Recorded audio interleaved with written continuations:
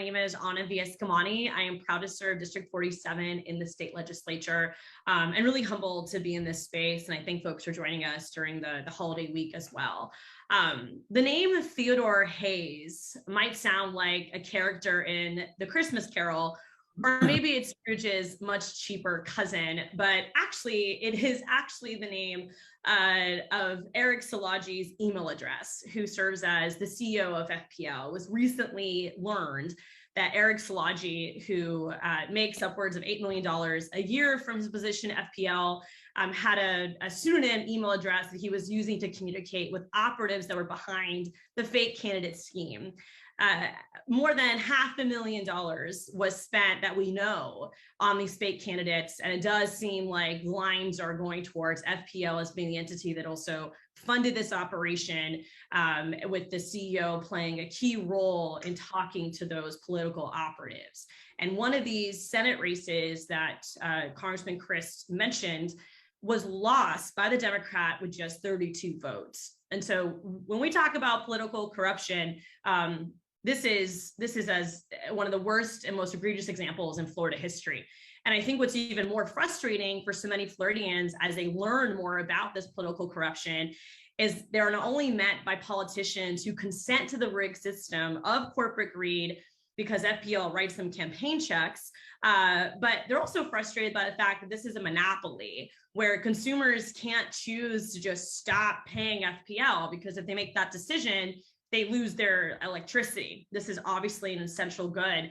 And so there's only 5 investor-owned utility companies in the state of Florida. FPL operates technically 2, as NextEra being the parent company. And so consumers are stuck in this position where they're reading about this corruption. They're frustrated with what they see in Tallahassee, but they don't feel like they really have a lot of autonomy to do something about it.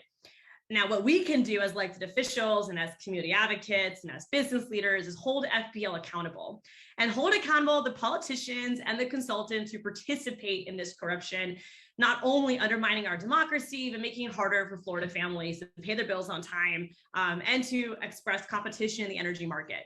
And so today we're coming together to say no to corporate hacks, no to corporate greed, no to buying off politicians, no to undermining our democracy, and no to rate hikes. Floridians need and deserve elected officials who are looking out for our small businesses, not the biggest of corporations. Elected officials who are building a better Florida for all, not ones focused on maintaining the status quo to enrich themselves while making essential services like electricity out of reach for working families. We deserve transparency, not CEOs hiding behind fake email accounts and dark money. I am proud to be a candidate that doesn't take a penny from FPL and to be an elected official, here joining the congressman and calling out FPL and calling out for more accountability. And of course, calling out to push for proactive policies that make solar energy more accessible, not less accessible. And we do encourage our fellow elected officials to join us in this effort, not only speaking out against the corruption and the rate increases, but to really make sure that directly impacted people are the center of any policy discussion, especially in the place of energy.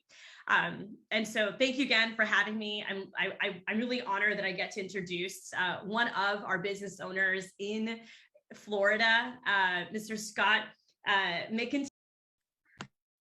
Hey, good morning, everyone. Thanks very much. I'm going to direct the question to Representative Eskamani. You're one of 3 members of the Florida House who voted no last year on a bill that was a big giveaway for FP&L. This is the utility pole easement issue.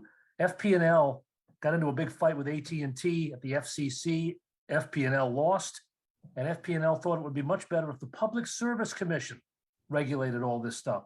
And that bill flew through the legislature. My question is this, Representative: nothing's going to change, really, as long as Democrats are also voting for FP&L's agenda in Tallahassee. So what can you do about that? Well, thank you, Steve, for that question. I cannot agree with you more.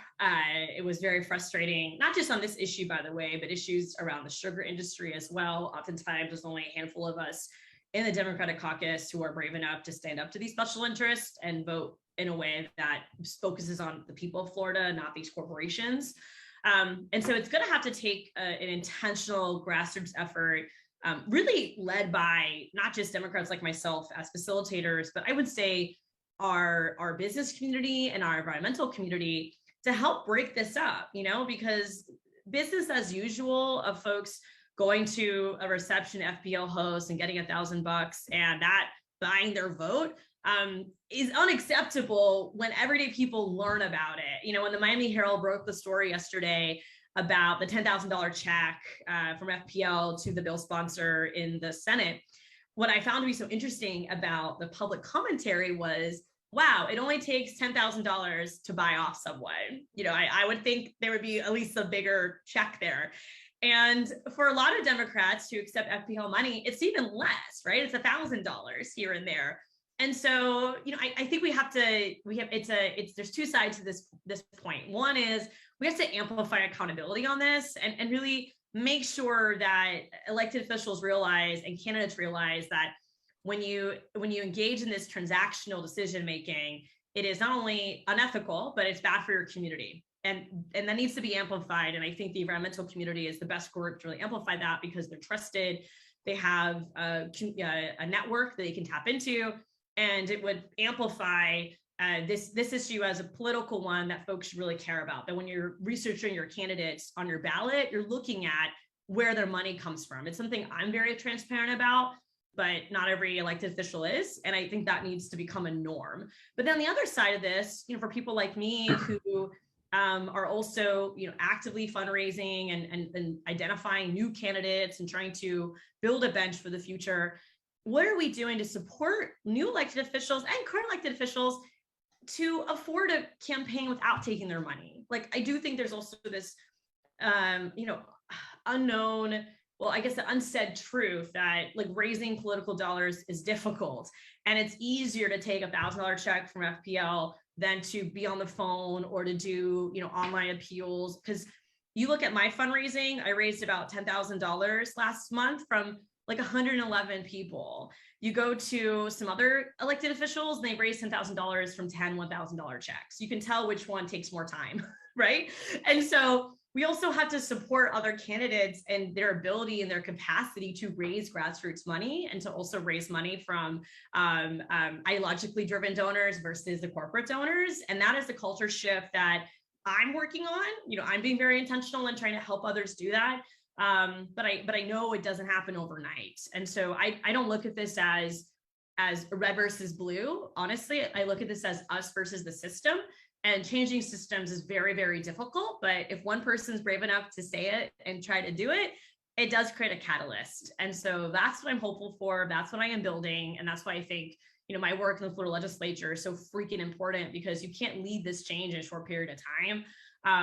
And I'm doing everything I can to be that role model of ethics and accountability, to not only inspire my colleagues to do the same, but to also inspire Floridians to expect the same from their elected officials.